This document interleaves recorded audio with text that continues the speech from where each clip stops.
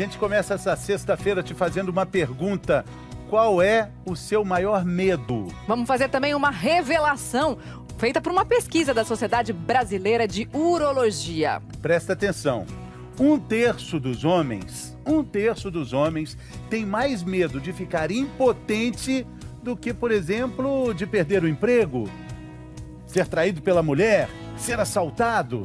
Só que muitos deixam de procurar ajuda porque a disfunção erétil ainda é quase um tabu. Um assunto delicado que também afeta muito as mulheres. E como afeta? Vamos falar abertamente sobre isso? Vamos falar sem rodeios sobre disfunção erétil. Quais são as causas? Como resolver esse problema? Isso é possível? Para isso nós temos aqui um urologista, o doutor Arquimedes Nardosa Júnior. Está aqui conosco pela primeira vez. Bem-vindo, doutor. Bom dia. Bom dia. Bom dia. E como é um assunto que também afeta as mulheres, nós temos um especialista no assunto, nosso consultor. Uma grande alegria receber o doutor José Bento. Bem-vindo, doutor. Obrigado, bom dia. Bom dia. Doutor Arquimedes, os números sobre esse grande fantasma que assombra os homens e, consequentemente, as mulheres, eles são impressionantes. Quais são esses números? O senhor estava conversando conosco antes do programa? Metade dos homens brasileiros tem alguma queixa relacionada com a ereção, que pode variar desde uma queixa mínima até uma queixa bastante severa.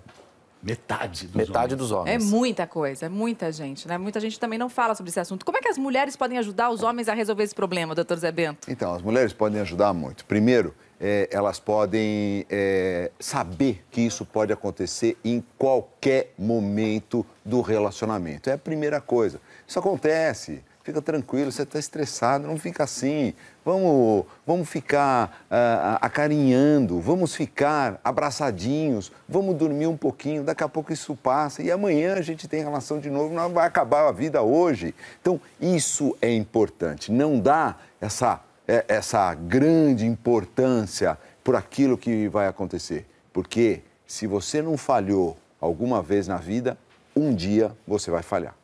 E é sobre isso, então, que a gente vai falar com você que está nos assistindo. A gente quer a sua opinião. Vamos discutir sobre isso. Tabu, complicado falar, mas a gente tem uma pergunta para te fazer, a nossa enquete de hoje. Para você, o que mais afeta o desempenho sexual? A ansiedade, o estresse, são problemas no relacionamento ou problemas hormonais? Entre na nossa página, g1.com.br/bem-estar, dê a sua opinião, vamos discutir sobre isso, vamos falar sobre isso. Vamos fazer a primeira demonstração do dia sobre esse assunto aqui com o doutor Arquimedes. Doutor Zé Bento, quiser passar um pouquinho para lá? Por aqui, doutor, por favor, vem para cá. Olha só, vamos primeiro explicar aqui o que a gente montou, doutor Arquimedes, o que cada coisa dessa nossa demonstração está representando. Então, a ereção, ela depende da integridade dos vasos e a integridade dos nervos. Aqui está representado o sistema nervoso. Que vai receber um estímulo. Para dar o start para a ereção. Esse estímulo ele vai correr pelas terminações nervosas que estão representadas aqui por esses fios, até que eles entrem no pênis, onde estimula o fluxo de sangue e o pênis entra em ereção. Então depende da integridade dos vasos, e da integridade dos nervos e da integridade dos vasos. A gente tem aqui 4 lâmpadas, se todas acenderem, significa que é uma ereção completa. Então a gente aperta o botãozinho do estímulo. Então, a partir do momento que o indivíduo tem um estímulo, esse estímulo correria pelas terminações e ele teria ereção. Aqui, no caso, ele não teve uma ereção satisfatória porque não acenderam as 4 luzes. E em que lugar do processo pode estar o problema? O problema pode estar desde o nível do sistema nervoso, onde não existe o estímulo, por exemplo, indivíduos que têm nível de hormônio baixo. Ele pode ter alguma lesão na inervação, como, por exemplo, algum trauma raquimedular, alguma doença nervosa, como, por exemplo, esclerose múltipla. E aí o estímulo não chega à ponta final. É, como se o fio tivesse descascado. Ou ele pode ter um problema de vasos, não existe um enchimento do pênis. Ele pode ter alguma doença, como, por exemplo, diabetes ou aterosclerose, que não existe um enchimento do pênis. A gente vai falar sobre cada um desses problemas, vamos falar dos tratamentos também daqui a pouquinho. E a gente tem várias perguntas sobre isso. A primeira pergunta chega agora. Vamos ver quem é que está com dúvida. É o Emerson Torres. Bom dia, Emerson. Existe diferença entre o desempenho sexual de um homem de 20 anos e um de 40 anos? Existe essa diferença? É regra? É regra? Não é regra existir. A gente sabe que com a idade os problemas aparecem, existe um prejuízo da ereção com a idade. Mas entre 20 e 40 anos não haveria motivos para ter diferença. Teria motivos a partir de que idade? A partir dos 50, 55 anos já poderia ter alguma queixa. há 20, 30, 40, 50, 60, 70, 80 anos, é sempre tempo de cuidar de um problema que pode ser também por causa da disfunção erétil, o acúmulo de gordura nos vasos sanguíneos. O doutor Zé Bento está aqui comigo para explicar. Esse acúmulo de gordura que a gente vê aqui no Bem-Estar, doutor, que vai causar problemas no coração, problemas de AVC, ele também pode causar impotência? Sem dúvida. E o maior problema é que a artéria que está relacionada com a ereção do pênis é uma artéria mais fininha. A gente vai ver isso aqui, doutor. Olha só, vamos ver a artéria, primeiro, a artéria do coração, né? Olha só o tamanho da artéria do coração. Agora vamos considerar, doutor, a gordura que a gente ingere, como ela, com o tempo, pode atrapalhar também a passagem do sangue. Mas é uma artéria grande. Agora, considerando essa gordura aqui, trocando o tamanho de artéria, olha só, o tamanho da artéria do pênis. Você vê? Aí o indivíduo começa, então, a ter dificuldade para ter ereção. Às vezes ele não consegue manter essa ereção, ou não consegue até ter essa ereção. Às vezes pode ser o primeiro sinal de um problema que ele pode ter de aumento de gordura no sangue. Então, se você tem uma falha na sua ereção eventual, isso não traz problema nenhum, isso qualquer um pode ter. O estresse, as dificuldades do dia a dia podem apresentar esse tipo de dificuldade. Agora, se essa dificuldade de ereção começa a se repetir, pode ser o primeiro sinal que você está com algum problema de base, um sinal orgânico. Então vale como alerta de saúde também. Sem dúvida, quer dizer, hoje um dos melhores sinais de vitalidade é quando você tem um sexo satisfatório.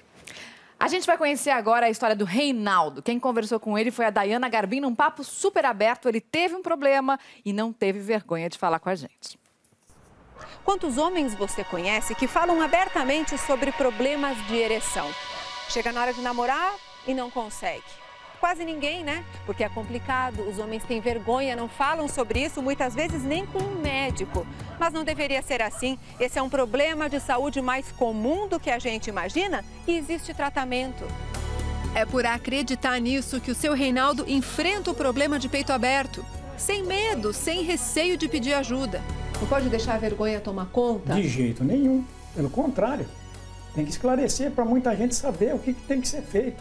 Não ficar se escondendo. Não é motivo para essas coisas se esconder, entendeu? A disfunção erétil começou há 16 anos. 45 anos, comecei a ter problema de impotência, mas achava que era cansaço, né? Físico, muito trabalho. O senhor trabalhava muito? Muito, mais de 12 horas às vezes à noite, durante o dia. Esse problema, na verdade, surgiu depois que ele sofreu uma fratura no pênis. A fratura pode acontecer após um trauma durante a relação sexual. Em alguns casos, o pênis volta à situação normal. Nas situações mais graves, ele vai ficando mais e mais torto. No caso da fratura, achei que não era nada, né? Deixei passar e com o tempo foi atrofiando. Como o senhor na época não procurou médico, acabou que foi curvando. Fez uma curvatura de 90 graus. 90 graus? 90 graus. Mesmo assim, a Hilda, mulher do Reinaldo, engravidou. Eles tiveram a Beatriz, essa menininha linda, que hoje tem 6 anos. Só que o problema continuou atrapalhando a vida sexual. Aí ele começou um tratamento com remédios, estimulantes sexuais, mas não adiantou. Ele voltou para o médico e juntos decidiram colocar uma prótese.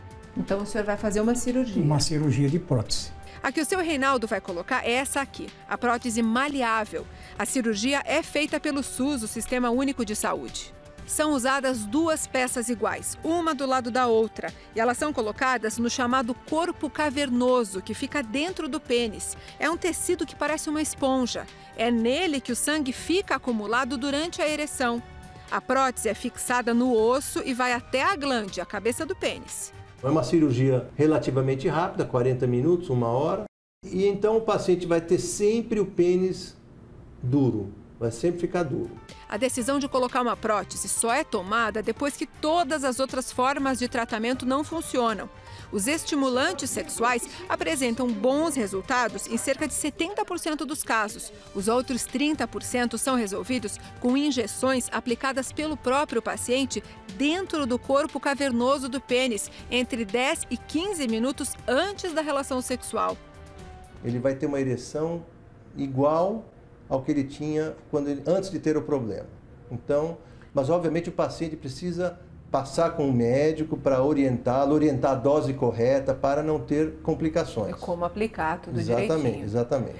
Contar com a ajuda da mulher, da companheira, nesse momento é muito importante. A Hilda, mulher do seu Reinaldo, está aí para mostrar isso.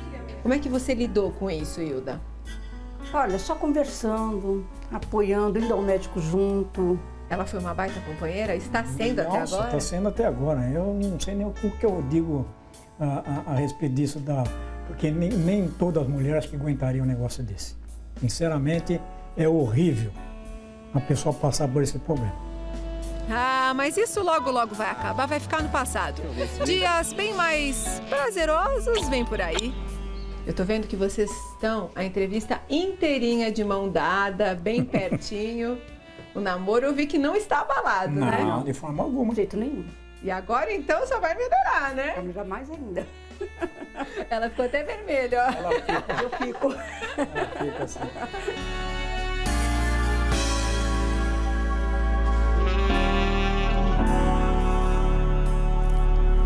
Fantástico, né? Muito legal, né, Muito doutor Zé legal. Bento? Coragem, né, doutor Zé Legal. Bento? Não, e esse carinho que os dois têm um pelo outro, isso é fantástico. É uma superação, quer dizer, é uma doença, como se fosse uma pneumonia, como se fosse um caroço, como se fosse um tumor, e você tem que apoiar o seu companheiro. Fantástico. Teve muita maravilhoso. coragem para falar abertamente sobre isso, um problema que vai ser resolvido assim, de forma até mais fácil resolver, Exato. conversando, né, Mas sem doutor? dúvida. E claro, com a ajuda da tecnologia, de formas que, usando as formas disponíveis no mercado, né, doutor? Isso aproxima o casal, aproxima bastante o casal. A gente viu na reportagem a possibilidade da injeção. E é uma coisa que, às vezes, as pessoas ficam assustadas, né? Vamos fazer uma injeção no pênis? Vamos mostrar aqui, doutor, o tamanho dessa injeção e como é que deve ser aplicado, enfim, e como é que isso é feito, né? Falou 10 a 15 minutos antes da relação. Então, essa é uma droga que, quando injetada no pênis, ela causa a ereção, né? Ela induz a ereção. Então, é uma injeção que é aplicada no corpo do pênis, né? 10 a 15 minutos antes da relação. Dependendo da dose, ele vai ter um tempo de ereção. Por exemplo, 0,1 ml, ele teria 10 minutos, 0,2, 20 minutos de ereção. É uma picadinha assim, É uma dói. picadinha, uma injeção. Os indivíduos diabéticos que tomam insulina, eles, na maioria das vezes, aceitam bem esse método, né? Porque eles já estão acostumados a se auto-aplicar uma injeção. Então, aplicar uma injeção no pênis. Os pacientes também que fazem tratamento de fertilidade Já tomam uma injeção, tomam injeção. 2, 3 por dia. E é claro, tem que avisar para a parceira que está fazendo esse tratamento, precisa de ter uma cumplicidade, Não né, tem- doutor? Ou ele pode, talvez, injetar a medicação um pouco antes da relação, como ela demora 10 a 15 minutos para atuar, muitas vezes a parceira não acaba percebendo que ele utilizou esse tipo de medicação. Outra opção é, a gente viu a prótese, né, que a Daiana mostrou na reportagem. Que ele vai colocar, que ele o vai Reinaldo, colocar, né? São 2 hastes como essa. E agora tem essa bombinha, essa mais cara, custa em torno de 40 mil reais, doutor? Mais ou menos em torno de 30 a 40 mil reais. E a outra? A outra custa em torno de 3 a 4 mil 3 mil reais. reais. Isso. Esse aqui é um sistema um pouco mais complexo, mas o pênis ficaria permanentemente no estado de flacidez, a semelhança do pênis. A gente sabe que um homem só tem 10% do tempo ou 15% do tempo em ereção. Quando ele quiser ter a ereção, ele aperta essa bombinha que é fica- colocada no testículo, ao lado do testículo. Mas fica dentro do fica corpo. Fica dentro, é interno. Todo o sistema é interno. E a partir do momento que ele faz aperta essa bombinha, o pênis entra em ereção. Agora, dói para Não, apertar? não dói para apertar. Ele se acostuma e o pênis entra em ereção. E, na verdade, a vantagem dessa é que você pode ter uma vida normal, por exemplo, para ir para a praia, etc. Ele não tem problema estético. A grande vantagem desse tipo de dispositivo é a vantagem estética. O pênis não fica permanentemente Se em ele ereção. não avisa para a companheira, para a parceira, ela pode perceber?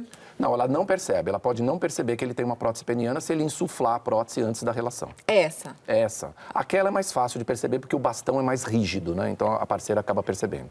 Agora, vamos voltar aqui para a nossa demonstração, doutor, para a gente falar um pouquinho sobre remédio para disfunção. A gente viu aqui no começo do nosso programa que a ereção funciona com estímulo, depois esse estímulo manda os sinais até chegar no pênis. O remédio funciona onde?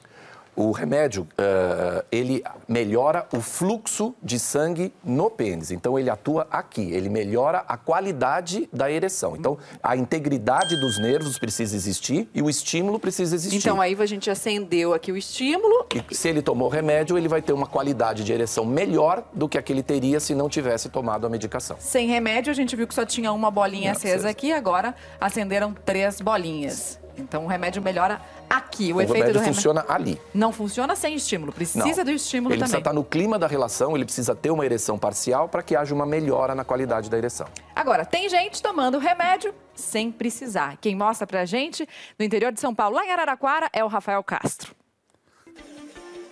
Antes da balada, o esquenta é num ponto de encontro de jovens. Os amigos compartilham experiências. Eles têm 20 e poucos anos e esbanjam saúde e disposição. Nessa fase da vida não precisam de mais nada para um bom desempenho sexual, né? Só que muitos jovens têm tomado remédio para impotência. Por que será, hein? Os comprimidos que servem de estimulante sexual são cada vez mais populares. Na rodinha, eles não escondem o jogo. Quem já experimentou esse remédio, hein? Todo mundo aqui? Todo mundo? É difícil um homem não ter experimentado. Pode falar que não experimentou, mas na verdade até experimentou. Eu não preciso, né? Tipo, modéstia à parte.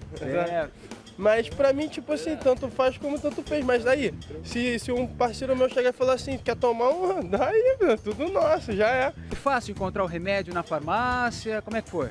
Foi, muito fácil.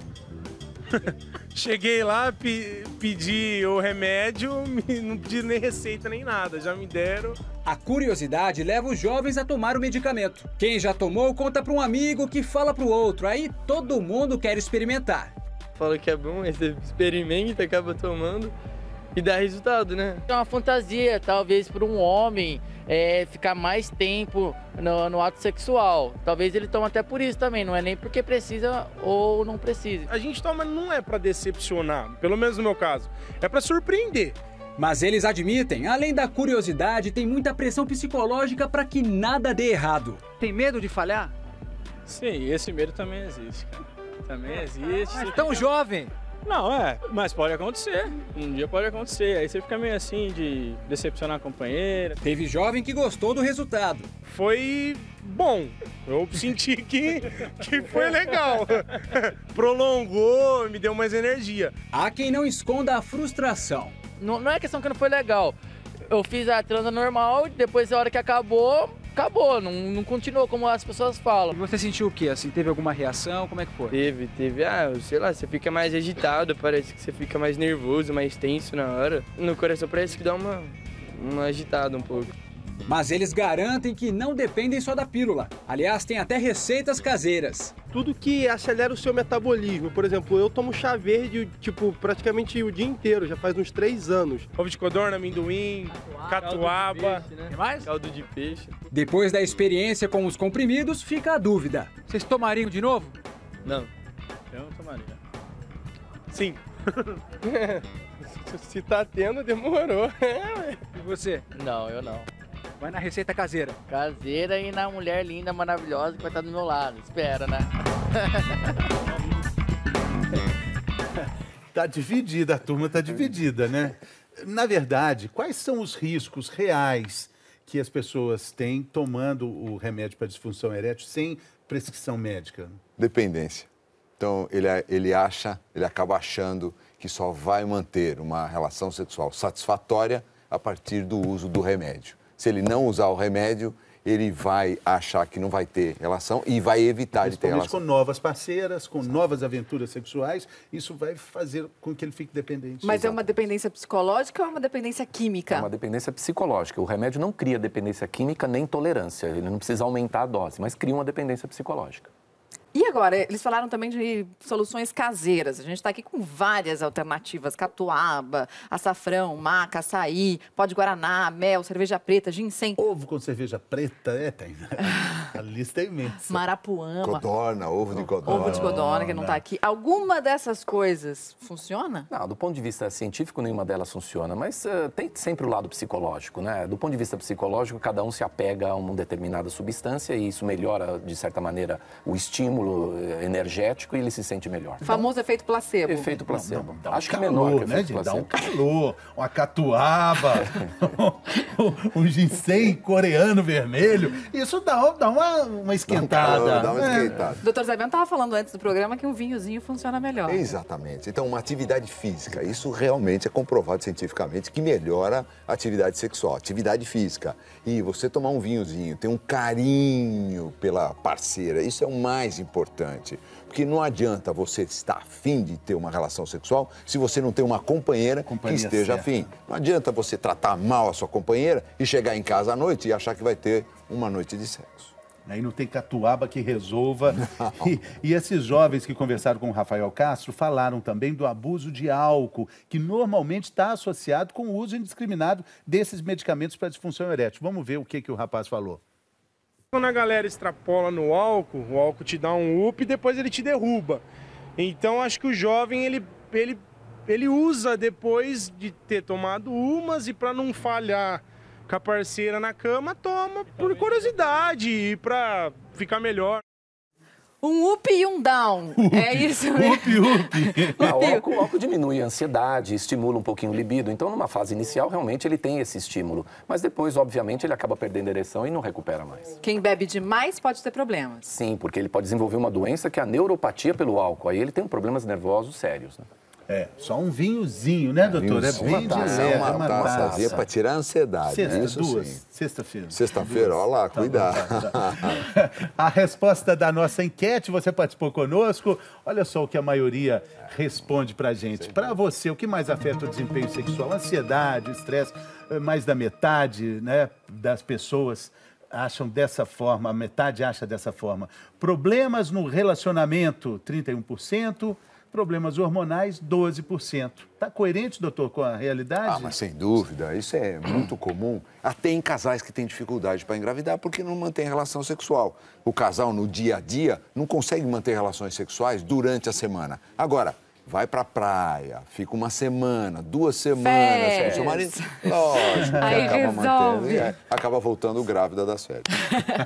Você quer fazer um teste para saber se você tem algum problema de disfunção erétil? Um teste rápido, simples. É só entrar na nossa página da internet, g1.com.br/bem-estar, você vai encontrar lá o teste. E essa página também serve para você perguntar pra gente. Tem pergunta chegando, vamos ver de quem é? Da Ana Gonçalves. Depois da menopausa, a mulher também pode sofrer impotência sexual? O que pode ser feito? Muita coisa pode ser feita. Primeiro, a mulher, quando entra na menopausa, ela tem atrofia da parede vaginal. Essa atrofia da parede vaginal causa dor, falta de lubrificação na hora do sexo. Então, você começa a ter dor. Uma coisa que você gostava tanto, você começa a ter dor. Então, você gosta de feijoada. E aí, toda vez que você come feijoada, você tem dor de estômago. Você come a segunda vez, tem dor de estômago. Chega uma hora, você não quer mais comer feijoada. É a mesma coisa que acontece com a mulher. Além disso, tem as modificações hormonais, com a diminuição de testosterona. Isso falta também durante a relação sexual, falta desejo. Testosterona. Doutor Zé Bento, a gente está vendo ali, tem um caminhãozinho com a sigla SHBG. Vamos ali na janela para a gente ver o que ele doutor pode Arquimedes, se o senhor puder passar para o lado de cá. Vamos passar para cá, doutor. Aqui, olha, o SHBG é uma proteína de transporte importantíssima, Exatamente. Né? Essa proteína, então, transporta a maioria dos nossos hormônios. Agora, o problema é que quando ela tem uma quantidade muito grande circulando, ela acaba transportando mais a testosterona. Veja só, olha só. Toda a testosterona vai acabar na caçamba do caminhão. E aí não tem testosterona livre para os órgãos efetores. Agora, o que aumenta, você pode me perguntar, o que aumenta, então, esse SHBG, doutor Zé Bento, na mulher? Pílula anticoncepcional. Por isso que 30% das mulheres que tomam pílula tem muito SHBG e a testosterona, então, diminui, a testosterona livre. Cai o desejo sexual, cai a libido. A obesidade, o diabetes faz aumentar o SHBG, cai a libido também. Por isso que é tão importante você controlar essas doenças e conversar com o seu médico se você tem diminuição da libido quando toma anticoncepcional Doutor, oral. então é bom deixar a testosterona livre, circulando, Exato. para ela ir para onde quiser, aliás, para ela ir para onde importa mesmo. Exatamente, e não ficar só na caçamba do caminhão. Mas no caso da pílula anticoncepcional, tem que trocar de pílula? Pode tomar alguma outra coisa para compensar? O que faz? Tem que trocar de pílula. A melhor coisa é trocar de pílula porque a pílula tem vários componentes. Dependendo do tipo do componente que tem naquela pílula, pode aumentar ou diminuir o SHBG. Agora, veja, a coisa não é assim tão química. Precisa de um carinho, de um amor, precisa de um relacionamento adequado, precisa diminuir o estresse. Não vai também culpar a pílula pelo todas as mazelas na cama, né? Sim, também não. Todos os males do mundo, né?